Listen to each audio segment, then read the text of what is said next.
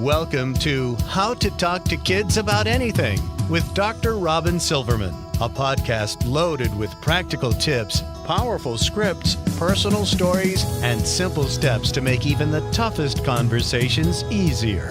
So get ready to get the information you need to make the impact you want from someone you trust, your friend, parenting expert, Dr. Robyn Silverman. Hello and welcome to How to Talk to Kids About Anything, where we give you the tips, scripts, stories, and steps to make even the toughest conversations easier.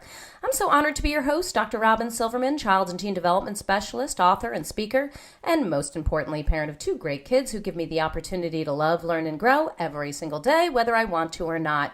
I get it, it's not always easy, but as you know by now, we're in this together, and we have some great people helping us along the way. Well, here's some troubling news. For many years, research has shown that non-parents are happier than parents. In today's world, where many parents are often shuttling kids from one destination to another, coping with high anxiety around school, sports, college, their children's friends, their children's interests, screen time, keeping their children safe, and perhaps also trying to keep up with the Joneses too, there seems to be a happiness gap between childless adults and those who have children.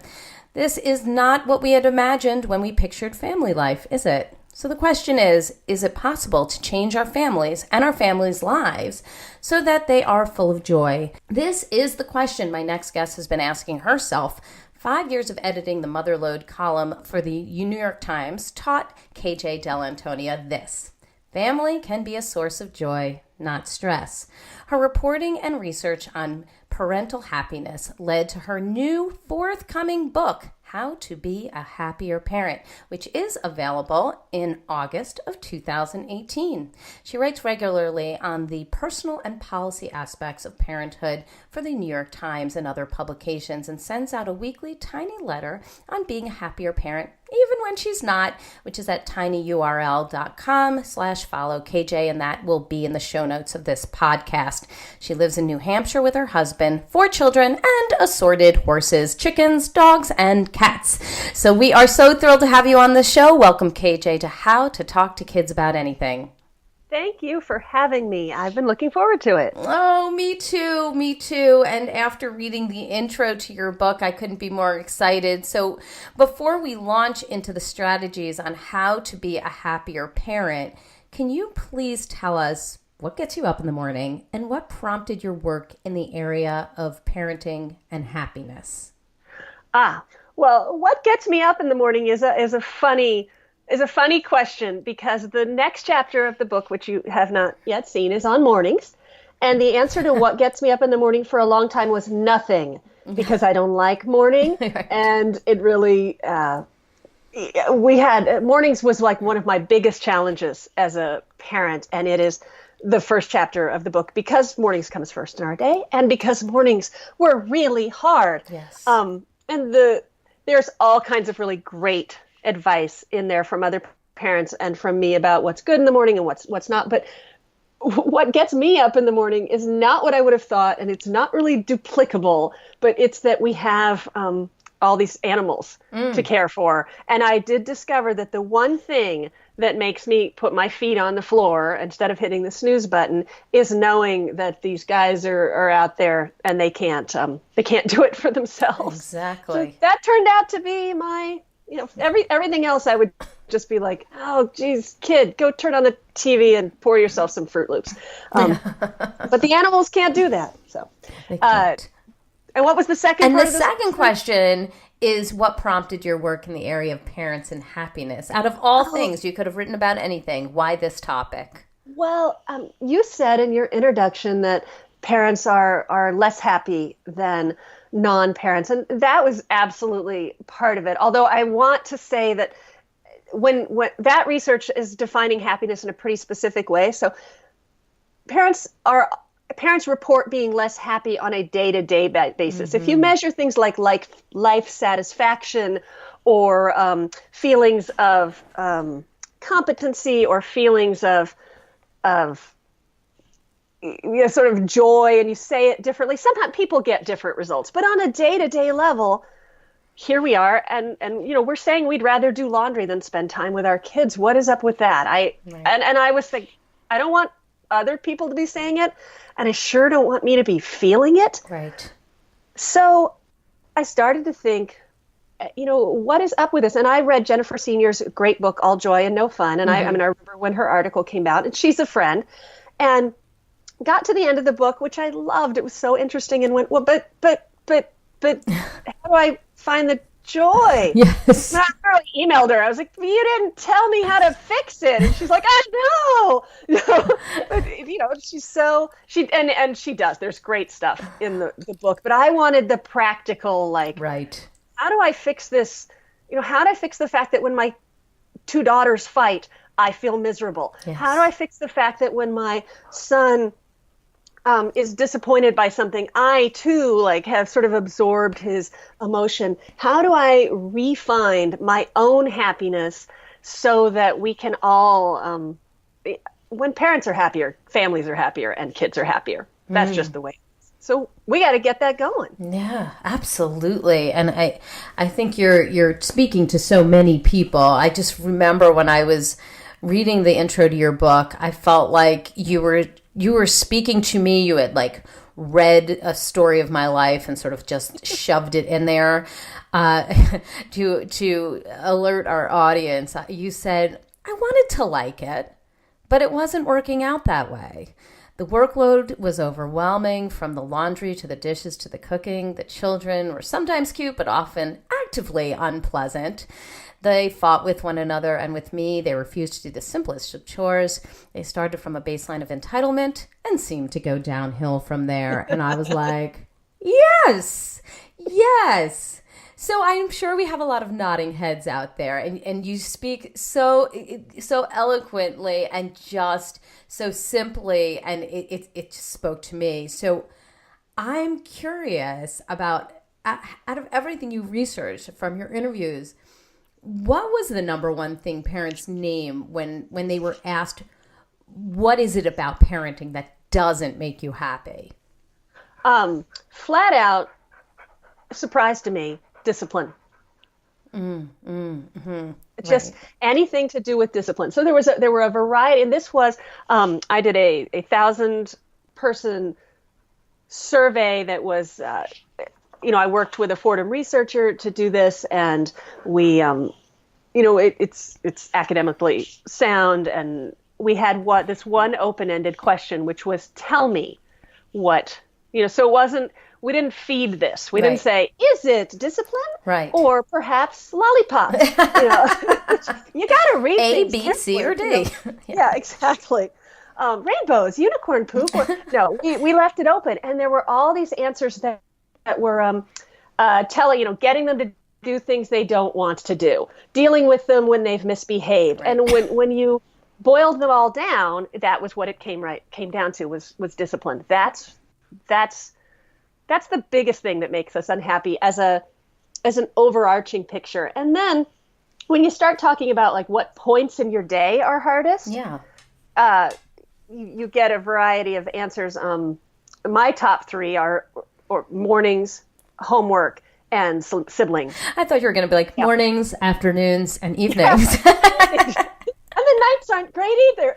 No. So I went through and I asked a lot of parents that question, and then that's how I came up with the 9 sort of challenging, the 9 challenges that make up the chapters of the book: screen time, chores, vacations and holidays. Anyway. I love vacations and holidays. It sounds delightful. It does. It sounds delightful, but in actuality, going on a family vacation often feels like a trip. So it's not surprising that you wound up putting that into your book as one of the biggest challenges. That's one of the reasons it's challenging, is because it's supposed to be fun. It's supposed to be fun. I'm remembering sitting on the couch with my husband before kids. It was so quiet. My dog was sort of curled up on the ottoman. There was a fire going. We were reading books. I remember just feeling so peaceful and sort of smiling and thinking, oh my goodness, this is just what a beautiful life. And then as we adopted both of our kids. So right before we adopted my first child, you're thinking about the enhancements it's going to make in your life and how amazing it's going to be and how they're going to be, playing in the corner and you're taking them to the park and you have all these incredible views of what's about to happen. Mm-hmm. So is the reality that happens on that day-to-day basis, is the reality what's sort of crashing in? Is it disappointment? Is it surprise? What did you find? Well, I think that there is some of that. I mean, realistically, it's hard to be a parent. It's hard to, put your heart into something that now walks around out in the world and sometimes it tells you it hates you. It's hard to do the things that we need to do as parents. It's hard enough to get ourselves out the door in the morning, but suddenly now we have to get somebody else that doesn't necessarily want to go and is going to poop their diaper the minute you put them in their car seat. They got to go too. So there are sort of overtly hard things. And then there are the things, then there are the challenges that society presents us with by not being. We are not really a society that offers much support to parents. We expect parents to find that support in their families or in themselves or in people that they pay. It's just not, we talk a good game about families, but we don't really do it. And then there's the stuff we bring on ourselves. We, especially our generation of parents and the two around us in some ways as well. I mean, I'm assuming you're Gen X, but the parent generation at the moment stretches from boomer to millennial. Sure. And it's we are all in that sort of rug rat race of, I can't really do this the way that my parents did because so much is different. Mm-hmm. And so much of what the other people around me are doing is different. And I, don't know what to do within myself. And when I look around, the things that I do as a result of that are not making me happy. Mm-hmm. Mm-hmm. Okay. So, of course, not everybody feels unhappy at parenting. So can you help us understand what is it that we should be striving for here, and what specifically do happier parents do differently? Absolutely. And one of the fun things about writing this is that I talk to so many parents. I mean, I've talked to so many parents in the course of my research and my work overall as a journalist, but specifically for this, and almost everybody had something that they were, that people typically feel happy in the way that it's defined by social researchers when they feel competent and sort of rewarded and just able. They feel like they know what they're doing and they're able to do it. They're getting it done. So people would be like, well, no, mornings are cool for me. Now, on the other hand, chores.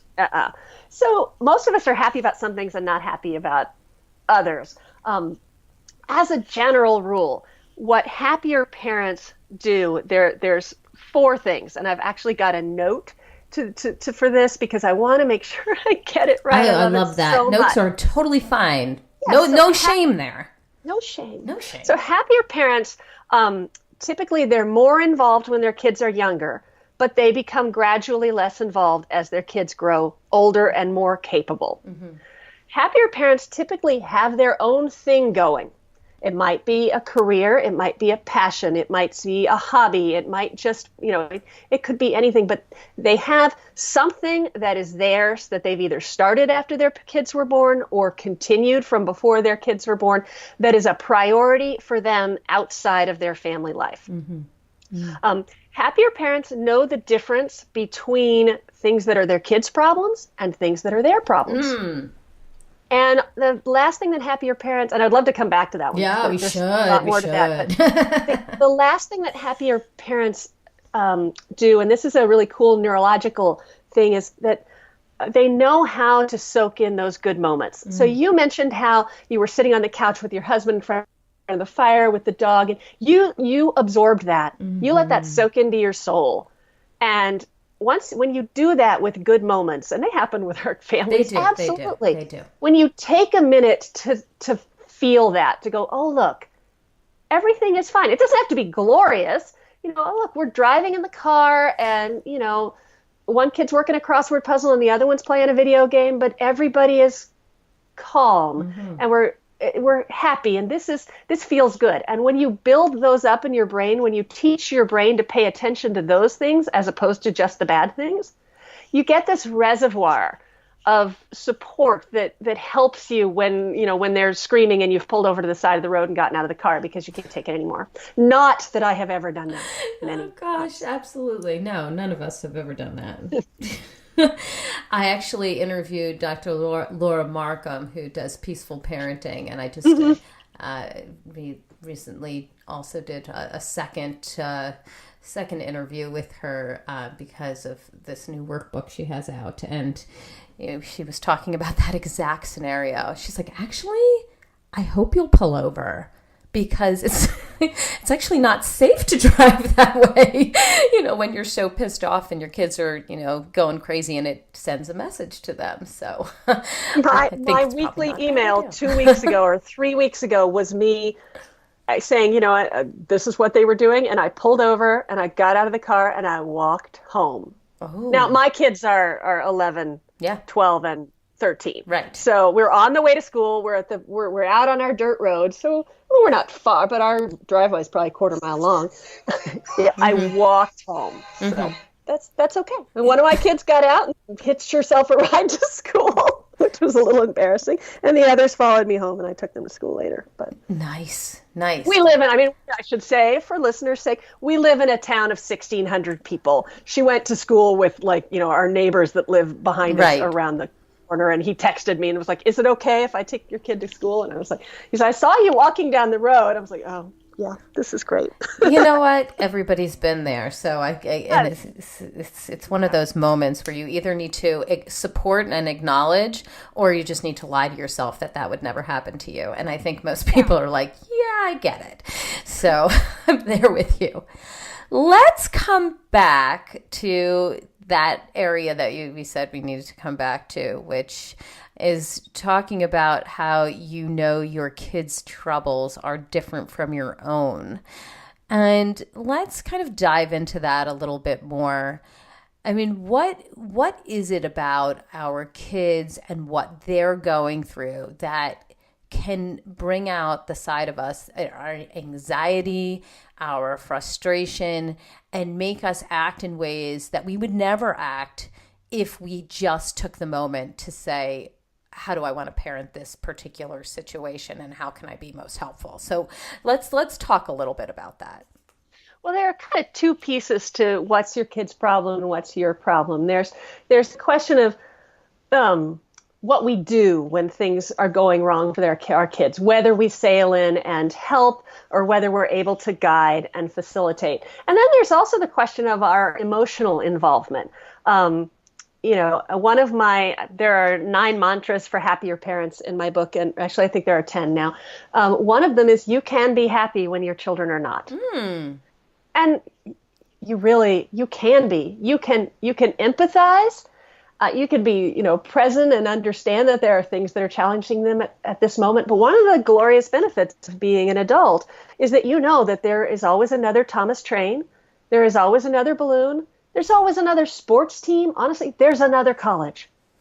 It's just true. And that things will, in general, in the world, all things work together for things to work out. Right, a little perspective. Or if they don't, we look back and we go and we think it was fine. So, we fool ourselves, whatever. Right. Yeah. So there are these sort of selectively remembering. Yeah, that's okay. Surely that must have been for the best, because everything is good now. That's right. I mean, if that didn't happen, we might not be here today doing this fabulous thing. That's, that is a weirdness of life. It is a weirdness of life. And so it is important then to step back and be able to look at the situation as something that's happening to somebody you love, but it's not your particular issue. So you can be there as a support system. You can be there as a sounding board. You can empathize and hug and do all those wonderful supportive things. But that doesn't mean that you need to take on the entire problem as your own. And, in most cases, we don't need to fight their fight for them. Right. So, and that's both good for us and good for them. It's good for us to even to lean back and there's often some good in that moment as a parent when your kid has come to you or the problem or things are going wrong. You can appreciate that they're talking to you about something going wrong. You can appreciate that you are able to see that, there's going to be something after this friendship crisis for your child. You can sort of, revel in that sense of empathy and that feeling that you're together in something. That's good for you. But it's also good for our kids if they can see that their emotions are separate from ours, because you don't want to give your kid the burden of keeping you happy. Like that. If your child has a sorrow or a broken leg or a miserable friendship, and they feel like when they come to you, you take that in, there's a couple of things that happens for your child there. First of all, they don't really own their emotion anymore. Secondly, all right, well, now my mom's unhappy, so maybe I shouldn't tell her about this next time. Right. Or maybe I should fake feeling better so she can feel better too. Right. And finally, there are times in our lives when things happen to us that make us unhappy. And we shouldn't be we got to let our kids be miserable sometimes. I've had this happen to me in the context of having a kid with a broken bone. And what's funny is that another mother told me a story that was so similar to mine the other night, where she was driving her son home and he's broken his leg and his hockey season is probably over. And she's like, well, at least it's not your senior year and it could be a worse break. And she's sort of offering up all this stuff. And he's like, Mom, I know. Can you just let me feel like this sucks for a while? Oh. And I was like that. And the funny thing, I had that same experience with my child when he was 11 and broke his leg, also playing hockey. Hockey's a great sport. I have 3 kids. Only one of them's broken I have 4 kids, sorry. Only one of them's broken his leg. Yeah. Twice. Twice. Okay. Anyway, you gotta let them have their own emotions and don't take them on for yourself. It's not good for you or them. Right. It actually can discount how they're feeling in that moment, because it says how you're feeling is kind of wrong, because look at all these other ways to look at the situation. And you wouldn't want that to happen to you either. I mean, if we think about it flipped and, you're frustrated with a particular situation that's going on in your life, in your 40s, in your 50s, in your 30s. It's like that whole thing where you're like, I don't want your help. I just want you to listen to me. Yes. Could you just listen? And of course, we often need to prompt people on that, because when people love us, they want to fix things. That's normal. Right. Yeah, that's normal, of course. But as a person, we need to know that may not be the best course of action in that moment. And if you're unsure, you can always ask, how can I best support you in this situation? Because this is what I feel like doing, but I don't know that that's the right thing for you right now. Are you ready to hear the ways in which this isn't so bad, or should we just stick to this is really terrible for a while? Exactly. That's an important piece of advice right there. Because our kids don't know to say, I don't want you to fix this right now. I just want you to be there. Right. So we really have to be on top of that for ourselves. That's right. And you know what? Even adults don't always know to say something like that. So that is, if there's nothing else we come away with, I think that's really an important piece of advice right there. So that kind of brings us back to that other question of, when is it your kid's problem and when is it your problem? So I was thinking about that the other day, just as I was jotting that note down. And if you're sending your 10-year-old to Phoenix in an airplane to visit grandma and the plane has to land in Kansas City because of an emergency, that's your problem. But if your 20-year-old is flying to Phoenix and the plane has to land in Kansas City because of an emergency, that's their problem.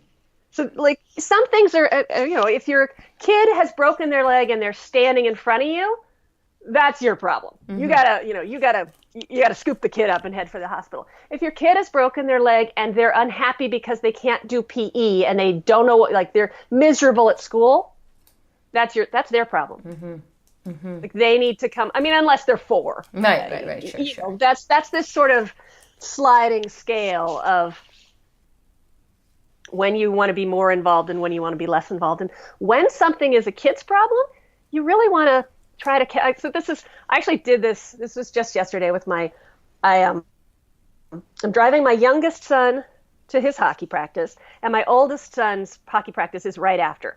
And the hockey rink is a half an hour plus from our house, and my oldest son can drive. So I say to my youngest son, I need you. You're going to have to wait. You're going to have to sit there for his practice because I can't, for various reasons, I couldn't wait in town and I needed to go home. And my husband is out of town. And I don't want to wait. I don't have anything to do. Mm-hmm. And I'm like, well, get a book or whatever. And then he thinks about it for a minute. He's like, wait, what if I went home with my friend whose brother is also on my older brother's team and my brother could come get me? And I was like, that'd be fine. Or he said, or what if somebody dropped me off in town? Do you mind if I walk around? No, that'd be fine too. So we get out and we've agreed. He's almost 12 and he's just bought his own cell phone, which is a whole different topic of conversation. So we'll do that another time. So he can communicate with me, right? And this is new. He's never had this before. So I say, just, make sure Sam, his brother, knows what you're doing. And then I text my son and I say, I told you I did leave your brother. You got to get him home. Don't leave him. Mm-hmm. And then I actually started it. I set up a text with my son, both my sons and the parent of the kid that my son had said maybe he would go home with, and started to say, okay, this is okay with me. You can do this, you can do that. And then I went, either they can work this out or he can sit in that hockey rink. And I don't care. And I don't need to do it. Mm-hmm. Mm-hmm. And so I just closed that. And then it was like, because it would have been really easy. We're all looped up. It's no problem. I'm just going to. And if, I hope my older son doesn't leave my younger son. But the worst thing that happens if he does, my younger son knows everyone at this hockey, even the next town over with the hockey rink in it. We just live in a small place where you don't have to worry about this. He's got a phone, And when I was 12, I was, trailing around the mall in a big city or taking buses places and getting lost and putting a quarter in a payphone. Right, back then. With the quarter in the payphone. That's right. Yeah. Right. So I just was, really, this is nothing. When I was 12, I was in charge of 3 other humans. I babysat 3 kids without issue. I was like, where's that person when I'm parenting? That person who was like, no problem. I'll take care of your 3 kids and without any incident. Cut out. Well, where's the parent that will do that? Mm-hmm. Oh, sure. The parent that will then that's become rare for lots and lots and lots of reasons that have to do with society and media and choices and all kinds of things. But most people won't put a 12-year-old in charge of their 6-year-old, their 4-year-old, and their 2-year-old anymore. Right. And I felt pretty competent at that point. Yeah. I babysat every single week and for years, same family. So. Yeah. So, on our show, we often talk about challenging conversations we should have with our kids, which, of course, is how to talk to kids about anything. So I'm wondering, should we add to our list of important conversations a discussion about our happiness as parents? Or, is that something that we kind of just talk about with our friends?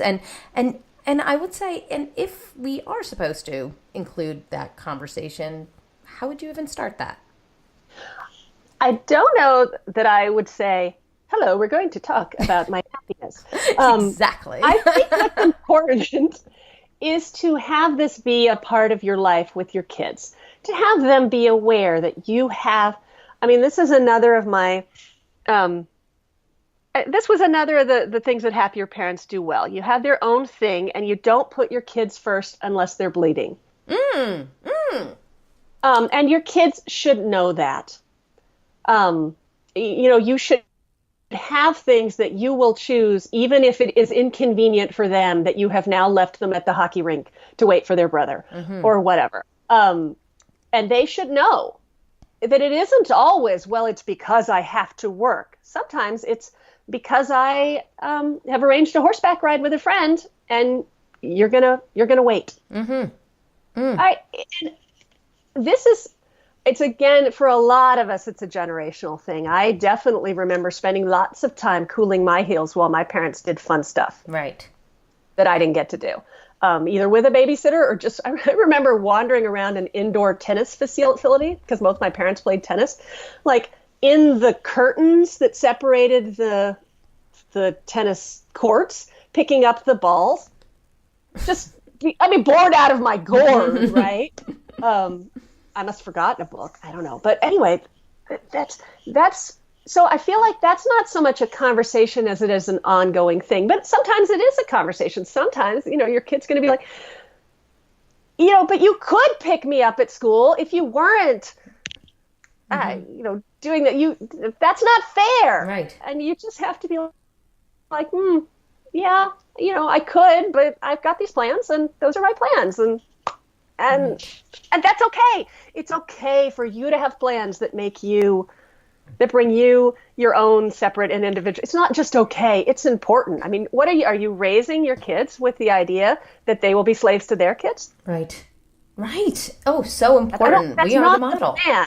It's someday when your son is out there and, he's with you and the two of you are enjoying a coffee and all of a sudden he's like, oh, I can't let my 17-year-old wait another second. Don't you want him to be able to let a 17-year-old wait another second? Exactly. Yeah. That's a good perspective taking exercise. If your child was in the same situation as a parent, what would you advise them to do? Or what would you hope that they did in that scenario? Because we need to model it for them and make sure they know what the right thing is to do. Yeah, and that's another interesting piece that came out of my research. Was I asked parents if they'd like their kids to have the same lives as they have. And generally, the parents who, it's kind of a dull moment. It's not some shock. But parents who were happier with their own lives, parents who felt good about what they were doing, they wanted their kids to have their lives. Right. If they weren't, then they didn't. And if you're, let's have the lives we want our kids to have, right? Right. Absolutely. Don't just try to train them up to have it. You get to have it. Right.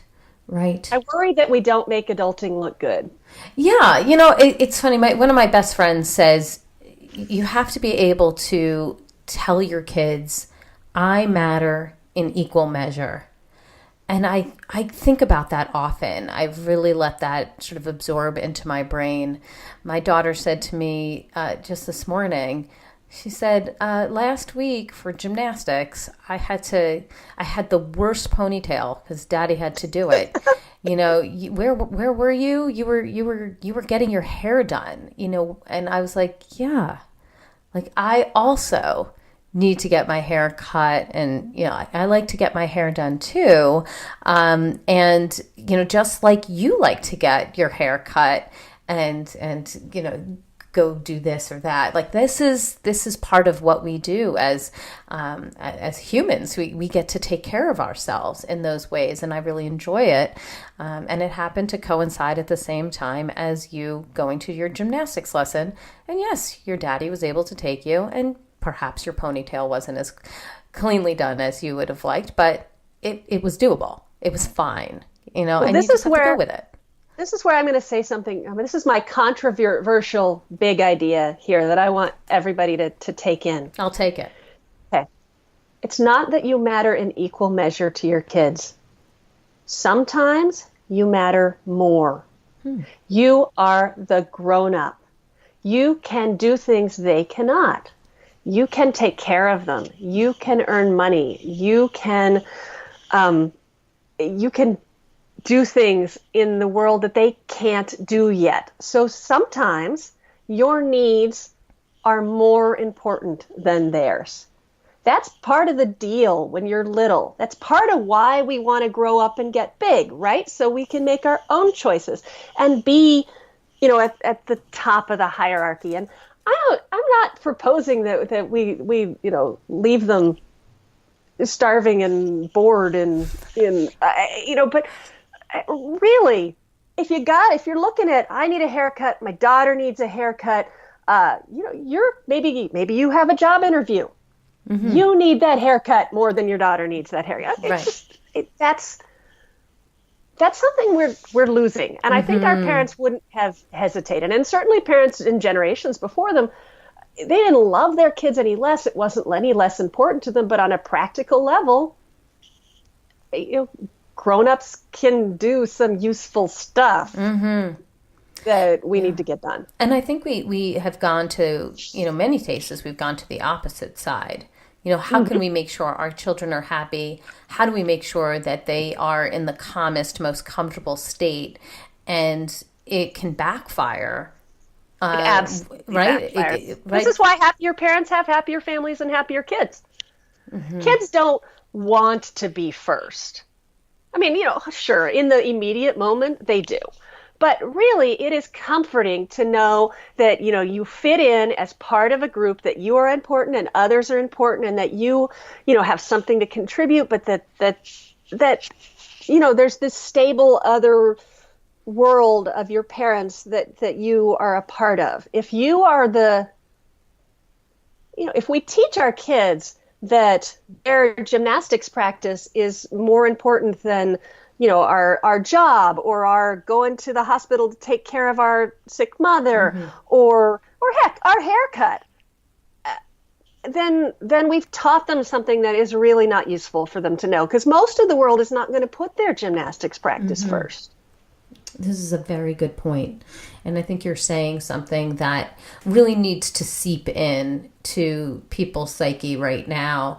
What's happening so much of the time now is when we keep putting our children first in every case. And I'm not saying, when they're hurt, obviously, they come, of course, we have to feed them, we have to clothe them, we have to do all those things. But when we keep putting our kids first before us, it's really making a very strong statement about the privilege of being a child in that case, and that there's nothing that matters more than their comfort and their happiness in that they're not going through challenge, they're not figuring out what to do when they're bored, picking up balls or whatever it might be, or grabbing a book. They don't ever have to figure those things out, and then that compromises their positive development. And they also don't have any reason to sort of,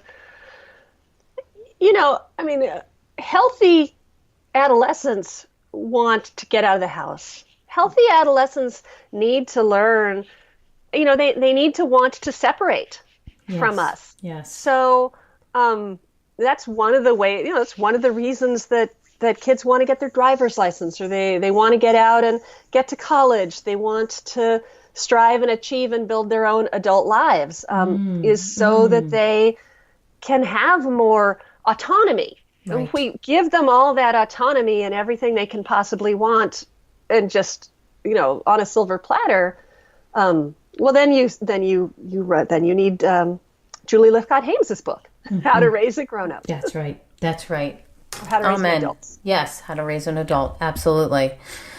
So you mentioned that in the beginning of your book, you talk about the question of how can we change our family and change our family life in order to be more joyful, as a whole in our parenting. So what would you say are the biggest changes that can be made in our families and in our family life that we can put into play right now, in this week, today, that could help parents who are listening to feel happier? Well, we've had this really macro conversation about changing the balance of your family and putting your own needs first some of the time, and so there is that. But then there are these little I want to hear. There are also ones. Little things. Yeah. The biggest single thing that a lot of families can do to be happier is to get more sleep. Mm-hmm. That's so lame. It has nothing to do with anything else that we have talked about. Yeah, sleep's great. Sleep is so important. It can change every single chapter in my book of troubles that we have can be improved if you get more sleep and if your kids have the opportunity It's like, and to get by more the way, sleep. get more sleep before you close the chapter. Yes. Yeah.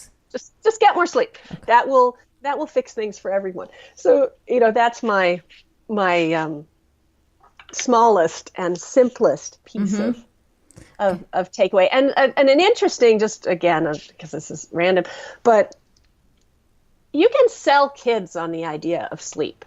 We talk about sleep in this, often we talk about it in a negative way. You have to go to sleep. No, that's right. Or stop reading so you can go to sleep. I don't want to go to sleep. Yeah.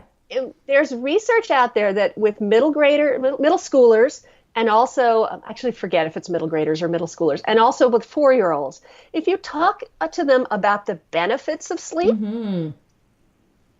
and you sort of name, these are the things that will be better for you tomorrow if you've had more hours and more time to rest and let your brain cycle and let it sort out everything that's happened today. Tomorrow, you won't feel as much like arguing with your sister. And if you have it, then that's for like the 4-year-olds. And sleep is healthy and it helps your body grow. And then for the middle graders, you can honestly, you can talk about people who sleep more.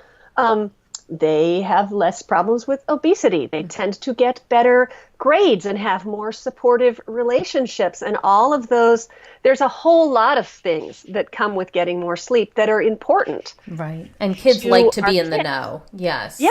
They do. They like to be in the know. This is one of those. This is so there's the research on teaching, and then they go back and 8 months later, the kids who had the teaching are getting a little more. They're getting about half an hour more sleep on average than the kids who didn't.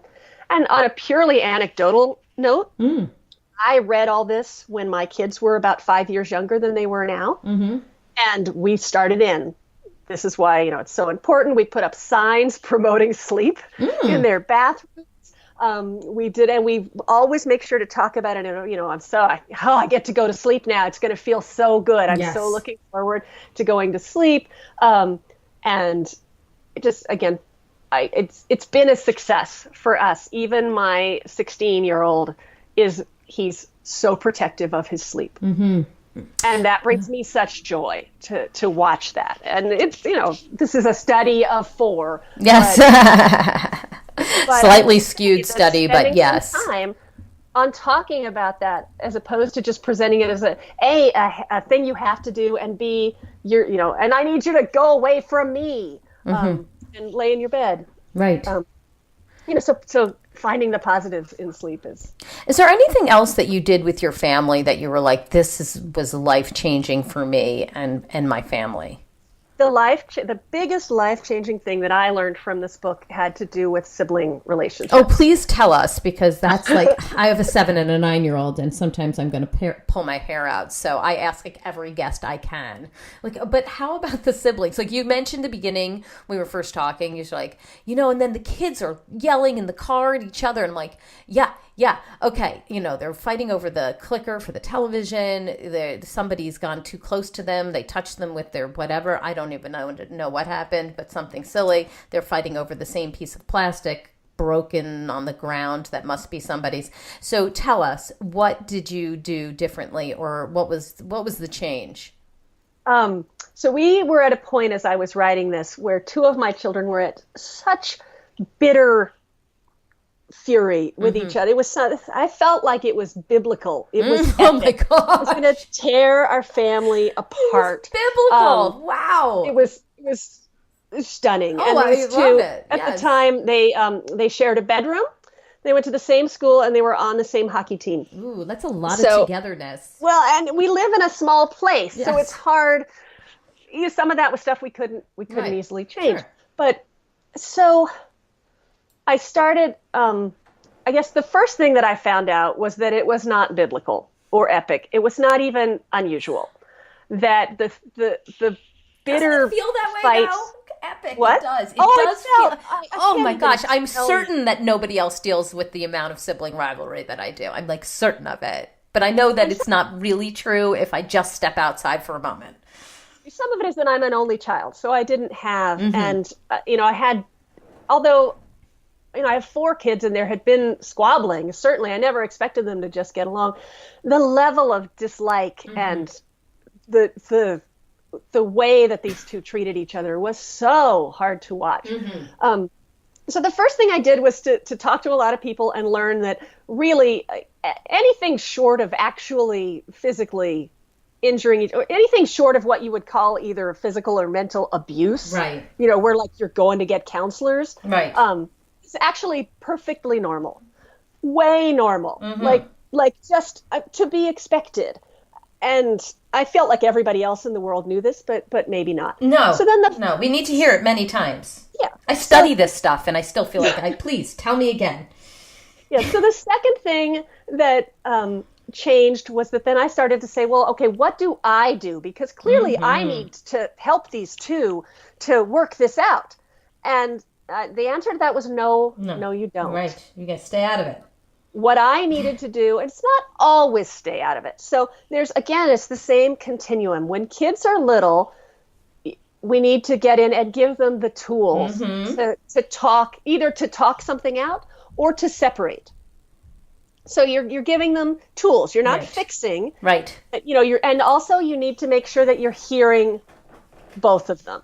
So when they're little, you're saying, all right, I hear Tommy saying that he was building a tower, and I hear Lionel saying that, well, Tommy was paying attention to the tower and not me, so I knocked it down, and now we're both. I mean, you're doing that. And my favorite book on this is it's Siblings Without Rivalry. Yes. Yes. Right. And it's wonderful. And there's another one that's great. It's Mom, Jason's breathing on me. That one is excellent. It might be Dad, Jason's breathing on me, because it's by a man, but I don't remember. So I consolidated a lot of the things. I talked to most of these authors. I talked to a lot of parents. And so what I came away with was that when your kids were older and you feel like you've given them these tools, which I really felt like we had, then either you intervene the minute they're bugging you. It doesn't have anything to do with like what they're doing necessarily, but the minute it's a problem for you, you stop. And then regardless of what they're doing, you make them both stop and go away. You don't get into, whose shirt that is or anything like that. And maybe, and actually in some areas, this is a really complex topic, but it's important to sort of decide, all right, well, with property rights, how am I going to resolve those in advance? And we just, if you own it, even if you haven't touched it in 2 years, it's still yours. It's kind of how came out on that. But by and large, you say, I trust you guys can work this out. Right. Or, if you guys can't work this out, I will just take that and you guys can both go to a different place and you can, or whatever. Or if you can, you leave or you sit in silence and you just don't go in there. Right. And the minute, of course, they're screaming "mom" at this time, right? Oh yeah, but literally the day that I just decided not to go in there, it started to get better. Because once they didn't have that ability to come, and I was like adjudicating, I was Judge Judy all over the place, and well, all right, I did buy that shirt for you, or oh yeah, well you went to the bedroom first, so you probably get this time, and let's set a timer, and I mean, I was all over it. And the minute I stopped, it started to get better, and it slowly. I mean, it would, I would hear them arguing for a solid half an hour. I would be like, in my bed in a fetal position, and then suddenly they'd be baking a cake together. Right. Right. It does switch over, right? It does. It did. And now it switches over a lot faster. But I will also say that last week we bent over backwards and we made a lot of changes in the house so that those two didn't have to share a room. Because even though things got a lot better, it's really hard to share a bedroom with your they're only a year apart. That's my kids and too, 16 months apart. Extraordinarily different. Yes, it is really, really hard when they're so close in age. So the boys still share a room, but the girls each have their own room for now. And then the difference in family harmony is, it's pretty. That helped too. So. Yes, right. You can finally breathe a little bit. You can't do even the year. I mean, it was a solid year before we managed to pull that off, and things were still we're still better. Sometimes you just have to share a room, and we just don't all have giant houses. Right, exactly. Actually, I feel like this is a giant house, but we don't have very many bedrooms. Right. Wow. I don't want to say my house is giant. No, great. I get it. And it's just not always possible. So sometimes you have to cope. So give us your top tip out of either everything we've talked about, or perhaps you even haven't mentioned it yet. What would you say is your top tip for helping parents to embrace more happiness in their lives? Well, I love that you can be happy when your children aren't, and I love don't put them first unless they're bleeding. But the one we didn't talk about is what you want now isn't always what you want later. Tell us a little bit more about that. Yeah. So your kids are squabbling and you really want them to stop. And you could go in and hand them another balloon because you have one and they're fighting over the one balloon. But maybe you want them to learn to work this out. Big picture. Yeah, big picture. Your kid is struggling, they don't want to clear their plate. Oh, yes, right. And you get up for Sure. 3 solid months. Every day after dinner, they get up and leave their plate. And every day you say, come back, put your slate. It would be so much easier to just put that plate in the dishwasher yourself. Yeah. So much easier. It would be easier, but not the right thing to do. What you want now is not what you want later. So, good perspective. sometimes we just have to suck it up and Yes, I totally ask him agree to with put the that. plate in the dishwasher again. So. Right? Like the socks that are on the floor, so much easier for me to pick them up and just put them in the wash. So easy. And, another of my mantras is that you don't have to do this night. You don't have to get it right every time. Right. So once in a while, but we got to be careful with that once in a while, Right. especially when it comes to the socks and the dishes, because Yes. once in a while segues into every time. It's like Pavlov's It's dog. a hard time. Yeah, somebody else will do it. It happened once. It can happen again. And if we get mad enough, sometimes we just do it, right? So that's really important. So give us the resource of the week. Where can we go to find out more about you? And tell us again when your book will be out. Give us a little bit of additional information on your resources.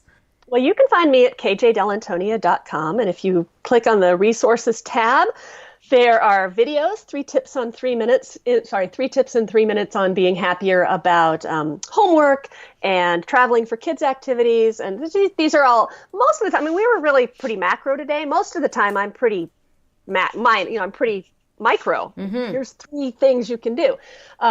So there's some great resources there. There's a wonderful list of how to be happier around the holidays that I love.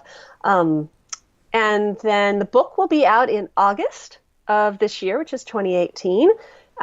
You can pre-order it, but you can wait until August as well. And then it's going to be hopefully in all the stores and everywhere you could possibly imagine a book to be sold. Well, awesome. And I know we're going to be having you on again closer to the time when the book launches. And I know that we'll all be looking forward to that as we delve deeper into some specific issues. But That for would be so now, fun. so for now, though, I'd say I just loved having you on the show today. I think that you brought a lot of humor and honesty to this topic, and you certainly didn't feel like, you had it all figured out. Everything was all easy for you. So this is not a memoir, people. yeah, thank goodness, because it's very hard to listen to that kind of thing when people are like, oh, somebody else has got it all perfect and I'm just a disaster. That is not the case. I loved your concepts of, that you do need to put yourself first a lot of the time, and that we need to make sure our kids know that our happiness matters. We might not have to spell it out, all the time, but that there are times when we really need to be forthright about it, that our kids know that our happiness is important and that there are many things that we need to do to feed our soul, and that when we're happier, everybody's happier. So I think those are all very important concepts. Me too. Yeah. And it was so much fun to talk them out. I've spent a lot of time writing them. And now I'm really enjoying getting the opportunity to talk about it. Yes. It's fun. I'm so glad. And As I said, in reading the intro to your book, you just have such a beautiful way of explaining what was going on in your life and reading the minds of your readers. So I am just looking forward to reading the whole book, and I want to thank you for spending the time with us today. Thank you so much for having me. Well, I've got my takeaways, and sweet friends, I know you have yours. Let's discuss them. Come up on Facebook. Let's go to the Dr. Robyn Silverman page, or let's talk about it at drrobynsilverman.com or twitter.com/Dr. Robyn. And KJ is on Twitter too. We'll be going back and forth. And I'm on Instagram now. So if you're on there, come on over, follow me. I just started with everything, but I put all the memes up there and quotes from people, and KJ certainly will be quoted in memes when this comes out. So come on over and take a look and share them. And if you love this podcast like I did, I hope you'll go up to iTunes, rate and review it so other people can learn about these outstanding solutions, about KJ's ideas, and you can talk about it a little bit more and what really spoke to you today in this podcast. I truly appreciate it. That's all the time we have for today. My fellow parents, leaders, and educators, thank you so much for tuning in to How to Talk to Kids About Anything. For more information on books, articles, speaking engagements, or curriculum, please visit drrobynsilverman.com. So many great podcasts up there, show notes up there. I look forward to weathering the storms and enjoying the sunny side of life together. And please remember, even on the days when you fall short, you know we all have those days. You've got this. You're here. You're getting the information you need. I know it's not always easy, but never forget there's always tomorrow. Parenting is the ultimate do-over, and we need it. I see you. I'm right there with you. And as there are moments when we doubt our know-how, our choices, and our sweet, sweet sanity, please know that you are 10 times the parent you think you are. You really are. Until next time, this is Dr. Robyn Silverman with How to Talk to Kids About Anything. Please tune in again and keep connecting through conversation. See you next week. You've been listening to How to Talk to Kids About Anything with Dr. Robyn Silverman. For more information on books, articles, speaking engagements, or curriculum, please visit drrobynsilverman.com.